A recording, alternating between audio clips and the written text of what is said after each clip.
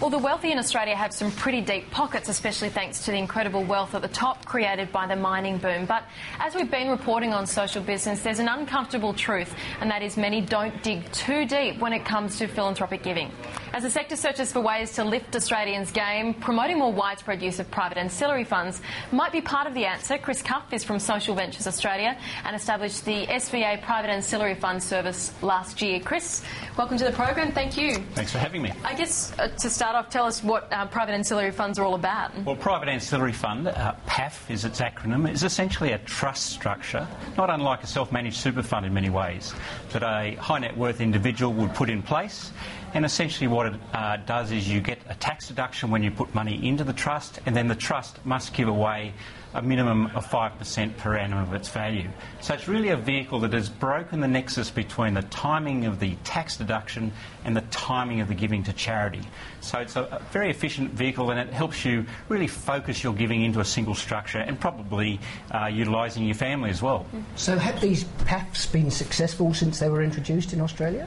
Well, I'd say they have had moderate success to date, but whilst the vehicle is a very efficient vehicle now, it had some law changes about 18 months ago that's made it better, but really what I find is most people don't know much about them. So it's one of those best-kept secret stories. How much money do you think you need as a family to set up a PAF? Look, we advise people aim at $500,000 minimum, which there's many families in Australia that can afford that, even though that sounds a high figure. But that's sort of not unlike, again, a self-managed super fund, somewhere around that. There's about 900 of these in Australia at the moment, but there's probably many thousands, 30 or 40,000 that could be set up comfortably. It's not a bad uptake, though, but it's just that people don't know how to do it. They don't know how to do it, and there's been a lack of people out there promoting them because they're a bit of a niche vehicle.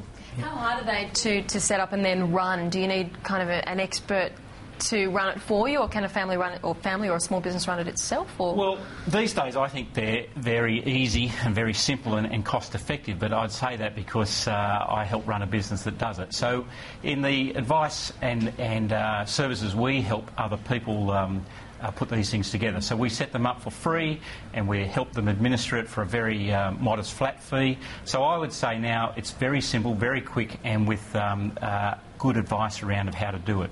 So essentially, if you have $500,000 and you can do this, it is now relatively easy and help is available to set up such a fund. I presume one of the good things it means you often have to sit down with your family to actually discuss this and involve them in the giving that you're going to do. That's exactly right. So on the setting up side, again, from a standing start, we can set one of these things up in about 6 to 8 weeks. It's quite simple. We just wait on various approval processes in the government. That's really the only thing that holds us up. But once set up, our experience is people like to involve their family. So it's a great piece of glue for the family. Our own family has a private ancillary fund. We involve our kids in the giving, and that's what we find that our research shows. Most people get a lot of satisfaction out of involving the kids. So getting the kids to find charities to support, to do a bit of research, maybe to do some work for them. It really is a good glue for the family. And you talk about these funds, people being able to better see the results of their generosity through them. Tell us a bit about that. Well, I think giving can be rather ad hoc most of the time. Someone knocks on your door, or there's another disaster somewhere in the world or whatever, so it tends to be rather reactive. But once you have a private ancillary fund, you've focused your vehicle into a particular, you've focused your giving into a particular vehicle, a trust, where you know 12 months in advance what you're giving away in the following year. So you know the exact dollar amount, the minimum, and once you know that, you tend to think more about where you want to give the money, and you probably find you possibly support fewer organisations but with a greater amount of money because you really watch them with both eyes and do a lot of research. We've been hearing about the level of donations in Australia dropping off through the global financial crisis. Peter was talking to us about that last week. Do you see funds drop off in hard times when it comes to private ancillary funds? Well, that's one of the beauties of a private ancillary fund, because the money is already if you like, encased. It's in a separate structure. You can't take the money back once it's in there. So, and then that money is invested and earns investment earnings.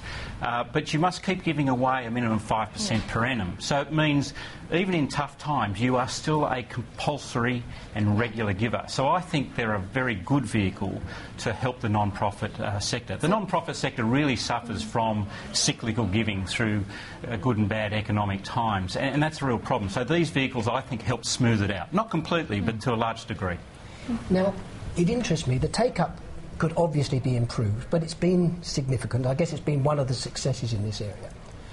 And yet, very often on social business, we've been talking to people, and the recurring message is, well, high net worth individuals in Australia, they just don't give like overseas, that at least in a relative sense they're stingy. So what's your take on that? Well, I don't see it completely like that. I mean, often the overseas jurisdictions we quote from have either historical reasons why they might be giving more, or tax reasons why they might be giving more, particularly around estate planning.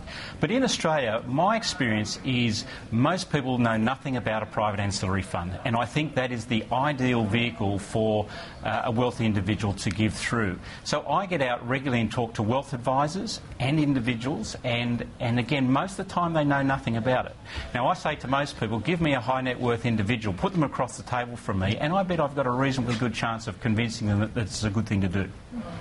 And what's the key to that? Is it that they can then presumably PAFs have quite a lot of flexibility, so over time your family can decide that you want to give in different ways, is that right? Yeah, look, I think it's the flexibility is one thing. I think it's the corralling of your giving all into one area. Makes a lot of sense. Certainly as a family we find that. We, as I said before, you know exactly what you're giving in advance, you can do your research.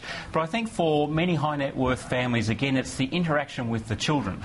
But in essence, a really important thing also is they tend to go in perpetuity. So most people create these things to last well past they pass away and their partner and the children, so it can go through generations, so it becomes quite good in that sense. So even though you've got to give, I think, 5% a year, on a good investment, it should almost continue indefinitely. It should, and these trusts are tax exempt also. So any income earned within the trust is tax free. You also get a refund for franking credits to those your audience who understand investments. So you really don't have to try too hard, I think, to get a type of earning stream that is well in excess of both the 5% you give away and the inflation rate, which means they can last for many, many years. Certainly the way we've set up our PAF and the investment strategy we follow, we would expect it to be here in many, many decades' time. Chris, just to finish off maybe on a broader question, this idea of promoting a better giving culture in Australia, you don't think it's as bad as some others, but what do you think really could change to kind of unlock that generosity a bit more? Well, look, I think at the top end, particularly, vehicles like this need more airplay, so shows like this is fantastic to hear about them. I'm trying to get the government also to perhaps support a bit of marketing dollars behind this so people can hear the message. But in addition to that, the next thing that's a real roadblock is the actual giving side. It's in Australia at the moment, it's quite messy, the non-profit side, the structure of it, the legislation, there's very few databases. It's just hard to know where to begin. Now, we know the government has made good strides in this area. There are changes afoot that should bring it into a more central area, streamline the legislation and start to get some transparency so those who want to give can find easily how to do it. That's great. Thank you so much, Chris. That was really good. That's a pleasure.